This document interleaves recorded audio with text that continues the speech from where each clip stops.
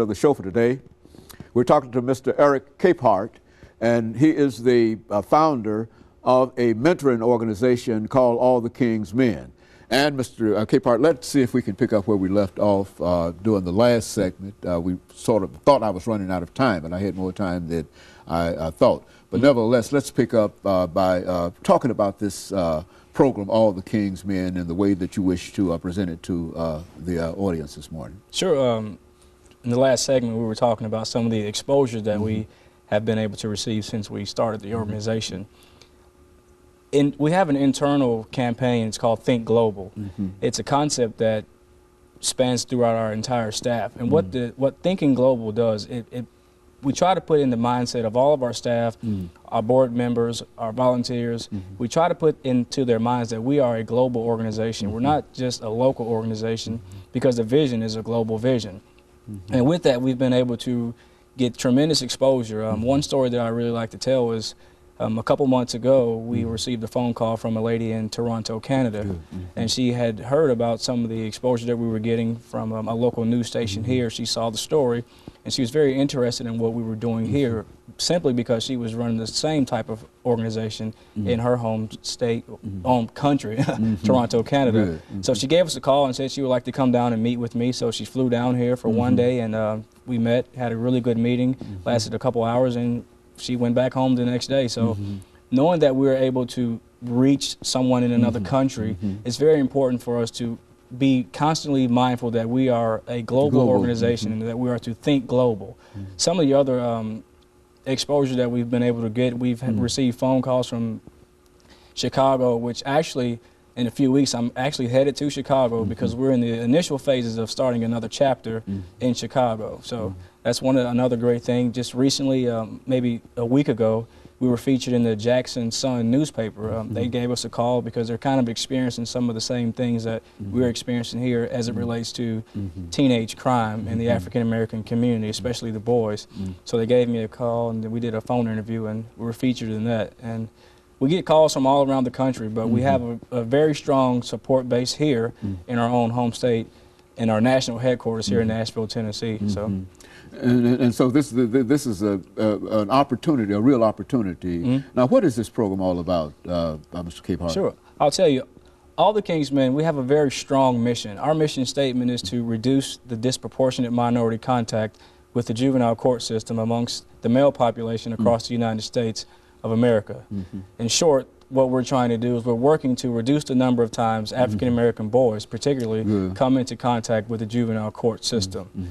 When we started All the King's Men, it just kind of started, you know, I mentioned the competition for the Mr. Tennessee, and I wrote down everything that I thought that made me become the man that I was at that time. Just simple things like learning how to tie a tie, learning how to wear a suit, you know, how to talk in front of people, just simple things. And what I did was I created a 9-month curriculum, and I told my campaign manager, I said, hey man, this is the vision, and if we're the only 2 people that do it, this is something that I know that we can do. And he was all for it, and we started it. We used to meet 1 day a week at the Hadley Park Community Center. We met on Saturdays with a group of kids, about 15 boys, and we met with them every Saturday for a whole year. Somewhere through the year, we started realizing that we're making a tremendous impact in the lives of these young boys. And the way that we were able to recognize that is because their families would come to us, their mothers would come and say, hey, my son is wearing ties to school every day now. You know, I didn't know he knew how to tie a tie. Or my son is getting in less fights, or he's, you know, his teachers are calling and saying he's, you know, being much better in school, not only academically, but also behavior-wise. And so we were kind of getting a little steam about ourselves. And so what we started to do was we started to take a real internal look at what we were really doing. And we started doing more research. And what we found was that what we were doing was called group mentoring. Most traditional mentoring programs, they do what's called one-to-one mentoring, where they match a student with an adult mentor, and they meet maybe 1 or 2 hours a month, or however the frequency is for that. But we realized that what we were doing was known as group mentoring. What we were doing was we were inviting just different people to come out and speak to our guys, different people from fraternities, or just anybody in the community that has something positive to give to these young black males, and we were doing it in a group setting. And so we said, okay, now we're kind of starting to develop what we're doing. At least now we know we're doing group mentoring. So what we did at that point, we took it a step further, and we started doing more research about, you know, juvenile justice and delinquency. And so what I came across the Office of Juvenile Justice, Delinquency and Prevention, and I came across there's a list of models that they have. And the model that we use in All the King's Men is known as the after-school recreation model. So the after-school recreation model has 3 major functions. The first function is to provide adult supervision. The second function is to provide positive social interaction and positive enriching experiences for the students. And it's also the third function of it is to provide help with homework.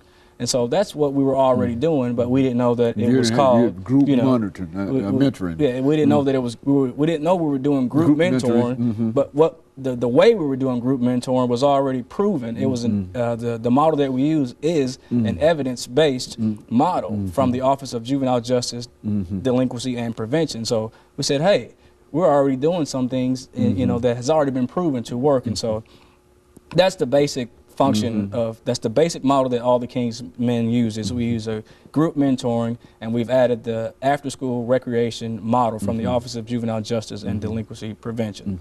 So that's what we do. No, go on. Oh, also, our programming, it's a 9-month program, and what we offer in those 9 months, we offer a leadership development program. It's our signature program. We are very proud of the success that we've had with it. It's called the Kings in Training. Basically what the Kings in Training program is when any student is enrolled into All the King's Men, we enroll them into the Kings in Training. Now what we've done was, there's an organization called the Search Institute, and what they have developed is something that is known as the 40 developmental assets of an adolescent. And so what we've done is we've highlighted some of those developmental assets and built a program around some of those developmental assets, which we call that our Kings in Training program. It's a very positive program for these young boys.